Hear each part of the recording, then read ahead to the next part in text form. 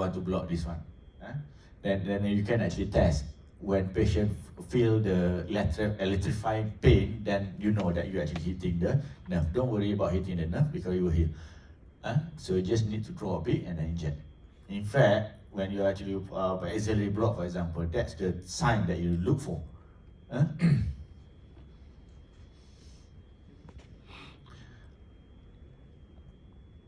Same thing, when you go on the distal part, remember when you go on more distal, you got a superficial radial nerve that actually come up quite distal. In fact, sometimes you actually need to go and block the snuff box. When you block the radial, it doesn't work. Because why? Because sometimes this upper superficial branch of radial nerve come early. They come much earlier. So you block sini, they are actually not covered. So that's why you go on the snuff box. Alright. Sometimes you need to do a wrist block when you want to work on the forearm. Right? So few nerve also lah. Ulnar nerve, median nerve, and radial nerve. Sama aja. The problem with the wrist block is what we call a nerve rectification in between themselves is actually much richer. So sometimes it doesn't cover that good compared to the more distal nerve. The key point is give surrounding. So after you give a targeted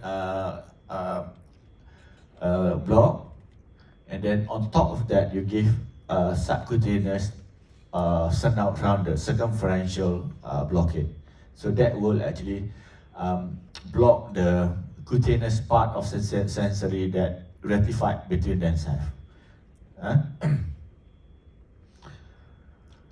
Ring block, this is very simple. You know very well when you want to block the ring, you just need to flex, and then the tip of the flexure of the interphalangeal joint, that is the tip where your nerve is usually run. So you need go to do and on that line and then block, give a local. And again, very small space, very scary to give big amount, isn't it? But it's been suggested that you need to give one meal to each side. So it's supposed to be 2 meals. 2 meals is quite big, you know, for your finger, but don't worry. And be careful when you're actually blocking the distal small digit. Remember, don't give adrenaline because you go to spasm and then you will end up fainted coat, seeing that your finger is white, doesn't bleed.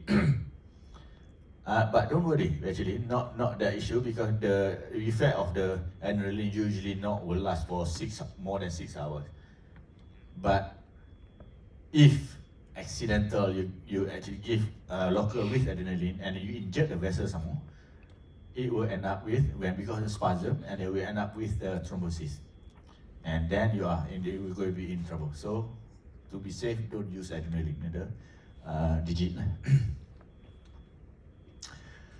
So that's all about that. And then another thing is you need to know about the aesthethics. I just want to highlight how do you want to actually detect early. Always keep asking your patient about their oral mucosa, peri-oral. This is the first sign. This is time that you can, when this patient having this kind of thing, you stop using the local and be prepared with your isastroli. Alright? The good thing about electrotoxicity is treatment usually just supportive, give oxygenations, and cardiovascular support is needed. So it's okay, you just wait, because this you know that it's reversible. Right? You just need to support.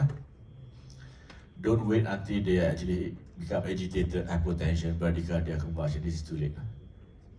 Right? So always when you use the local anesthesia, especially you know that you're going to be on the higher dosing side, always keep asking them. Ask them anything. Every 10-15 minutes you can ask. Otherwise you will never know. And then you add on, last you tengok you are actually at that level already. This level still okay lah. But when they have this one, you will never know. Bradycardia also sometimes you don't know because you don't put the ECG. This is too late already lah. Alright, thank you.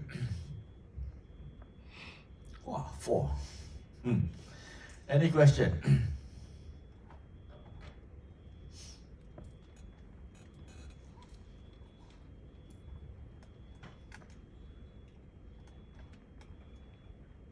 No question. Either